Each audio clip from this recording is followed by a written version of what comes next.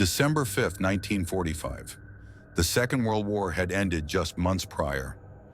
At the Naval Air Station in Fort Lauderdale, Florida, the atmosphere was relaxed. The sun was shining, the sky was clear, and a group of experienced pilots prepared for what was supposed to be a routine training mission. It was called Navigation Problem Number 1. The squadron was designated as Flight 19, 5 TBM Avenger torpedo bombers, 14 airmen. Their mission was simple: fly east to the Hens and Chicken Shoals, drop some practice bombs, and return.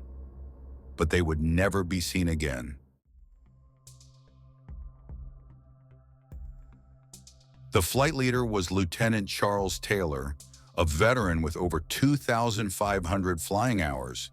He had combat experience in the Pacific. He was not a rookie. At 2:10 p.m., the flight took off. Everything went according to plan for the first hour. They completed their bombing runs successfully.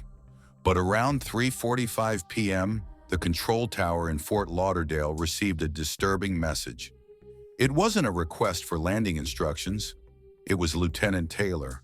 His voice sounded anxious. He said, "Cannot see land. We seem to be off course." When the tower asked for his position, Taylor replied with words that would chill the spine of history. "We don't know which way is west. Everything is wrong. Even the ocean doesn't look as it should."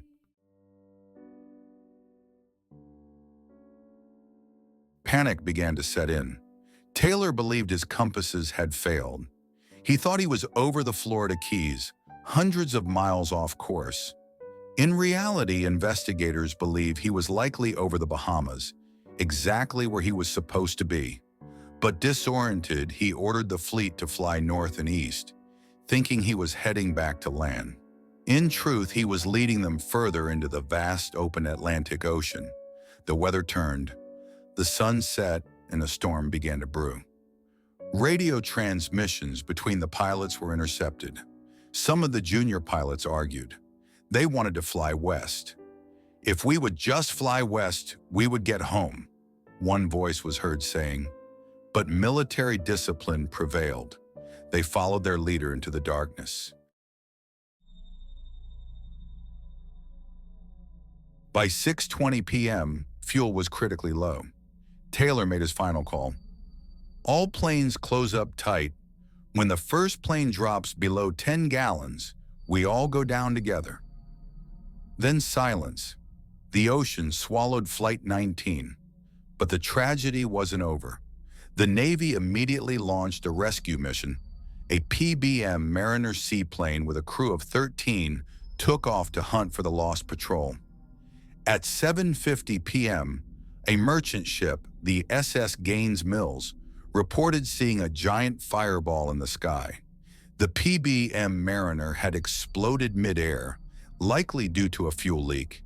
In one single night, 27 men and 6 aircraft had vanished. No bodies were ever recovered. No debris was ever found.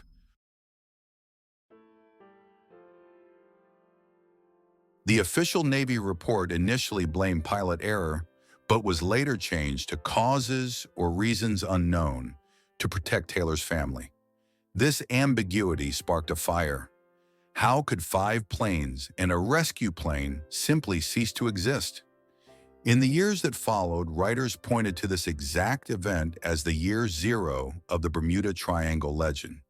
Theories range from magnetic anomalies to alien abductions, but the most likely truth is a tragic chain of human error, bad weather, and bad luck. Flight 19 remains the most famous aviation mystery in history, a ghost story that haunts the Atlantic to this day. What do you think happened to Flight 19? Was it just a tragic navigation error, or is there something more to the Bermuda Triangle? Let me know in the comments below.